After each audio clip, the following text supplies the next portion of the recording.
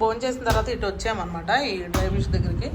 ఇదిగోండి చూసారు కదా, మొత్తం అన్నీ క్లీనింగ్ చేస్తున్నాం. ఇల్లంతా గందరగోళంగా ఉంది, మొత్తం ఎక్కడొక్కడమే ఉన్నాయన్నమాట. ఇవన్నీ కూడా నీట్గా ఇదిగోండి ఇవన్నీ చేశాను నేను, ఇవి నేను చేశాను. అవన్నీ మా ఆయన కట్ చేస్తున్నాను అనమాట. అంటే కొంచెం గట్టిగా ఉంటాయి అనమాట, అలా కత్తితో నరకాలి.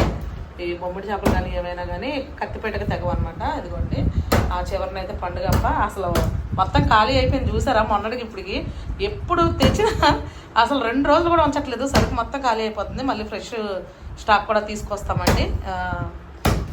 అన్నీ నీట్గా ఉన్నాయి చూసారుగా, గొరకలు, బొమ్మిడి చేపలు, ఇవి చప్పన్ సావడాలు, ఇవి ఉప్పు సావడాలు, ఆ చివరేమో పండుగప్ప, ఇంకా అవేమో మెత్తాళ్ళు ఆ కలర్లో ఉండే నాటు మెత్తాళ్ళు అండి, చాలా బాగుంటాయి టేస్ట్. ఇక పైన మూటలేమో రొయ్యలు వలిసేసినాం అనమాట.